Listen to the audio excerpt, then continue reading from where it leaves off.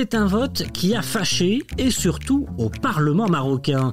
La résolution du Parlement européen critique sur les droits de l'homme et la liberté de la presse au Maroc a presque uni l'ensemble des partis politiques sous l'hémicycle. Condamnation quasi unanime des députés et conseillers.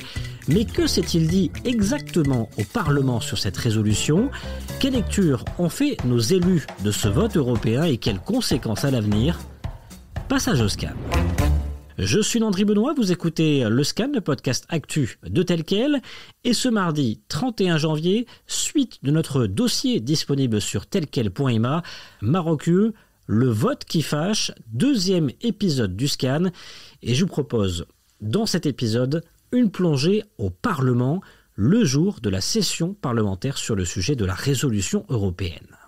D'abord, cette condamnation unanime des deux chambres du Parlement au Maroc réunies en séance plénière au sein de l'hémicycle à Rabat. Les parlementaires ont vigoureusement dénoncé la dernière résolution du Parlement européen sur les droits de l'homme au Maroc. Dans un communiqué à l'issue de la session, le Parlement marocain a décidé de revoir ses relations avec le Parlement européen. Bonjour Manal. Bonjour Landry. Manal Zanaibi, journaliste de la rédaction de Tel Quel et auteur de cet article Parlement marocain, majorité et opposition dénoncent une ingérence européenne.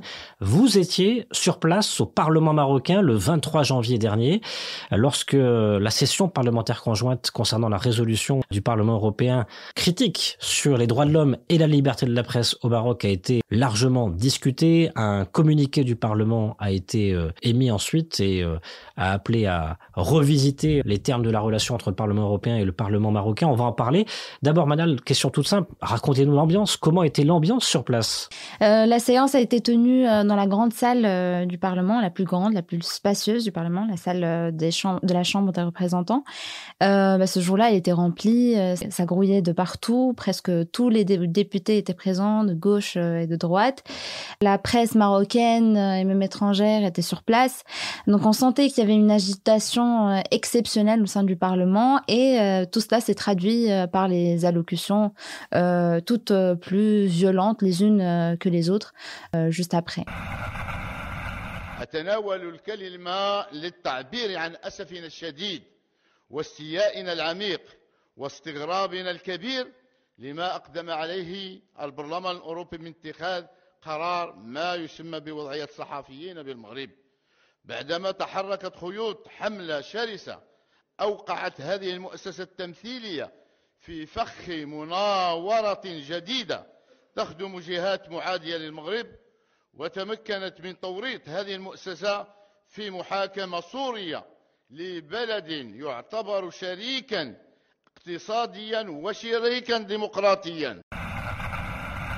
Manal, vous avez été futé parce que, on rappelle, ou on raconte, pour ceux qui ne savent pas, que la salle des députés, juste avant d'accéder au Parlement, c'est une salle privée qui n'est pas accessible aux journalistes. Vous êtes resté quelques secondes, quelques minutes devant cette porte. Comment était l'ambiance ? Est-ce que les parlementaires de droite comme de gauche, islamistes ou non, étaient ravis de se retrouver, de communiquer sur un sujet en particulier, celui de cette résolution très critique envers le Maroc ? Pas vraiment, tout le monde était concentré sur...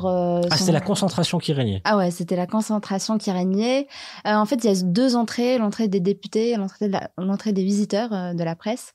Et donc, vers la partie des députés, tout le monde était concentré, préparait son speech, son allocution. Donc, c'était silencieux pratiquement ? C'était silencieux, oui, exactement. On attendait le démarrage de la session. Manal, quand on regarde et qu'on lit votre article, on voit bien que l'ensemble des partis politiques en dehors du PSU et de la FDG ont critiqué cette résolution.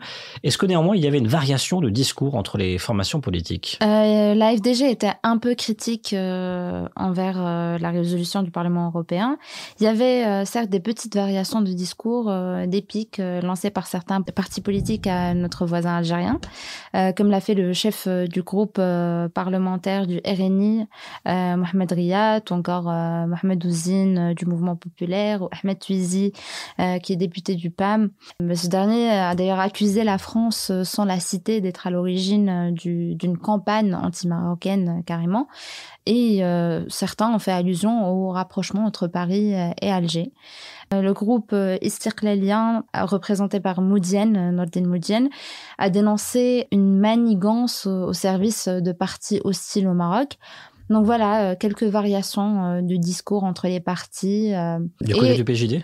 Le PJD a parlé d'une certaine jalousie après le parcours des Lions de l'Atlas à la Coupe du Monde.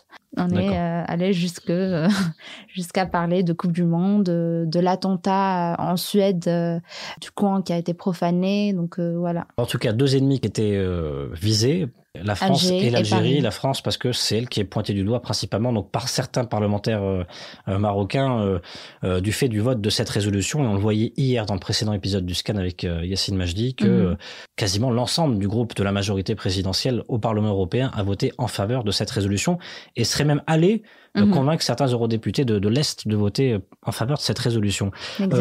Du côté de la gauche, dans son ensemble, on avait donc un PPS-USFP qui rejoignait l'ensemble des partis politiques.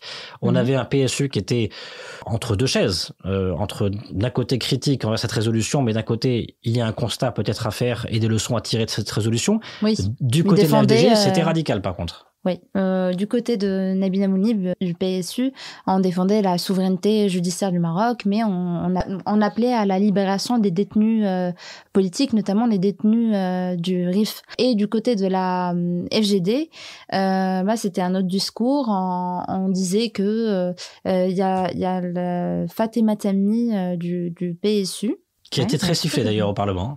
Oui, qui a été hué après son allocution. C'est avec Nabila Mounib, elles ont été les seules à être huées après leur allocution.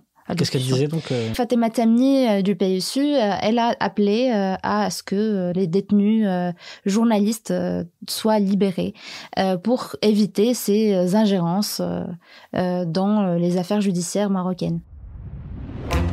Bilan des courses, Manal. Le Parlement marocain a fait bloc pour dénoncer cette résolution du Parlement européen et donc a publié un communiqué qui appelle à revoir à reconsidérer les relations entre les 2 parlements.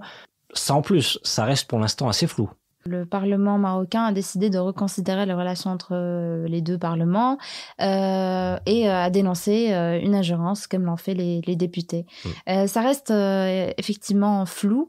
J'ai d'ailleurs posé la question à Abdelmajid Fassifeli, qui est député Istiqlal et qui est membre de la commission mixte Maroc-Union européenne. Sur la nature de cette décision et en fait il m'a expliqué que c'était il y avait une volonté de rééquilibrer la relation entre les 2 parlements. Alors nous, en tant que Parlement marocain, on a considéré que sur le fond de la résolution, qu'il y avait un non-respect de la souveraineté de notre pays, de la souveraineté de notre système judiciaire. Et ça, on ne peut pas l'accepter. Et personne ne peut l'accepter. Imaginez qu'on fasse la même chose pour des pays occidentaux, c'est inacceptable. Et c'est pour ça qu'on a organisé notamment cette réunion aujourd'hui et qu'on a pris la décision de revoir la nature de la relation entre le Parlement marocain et le Parlement européen.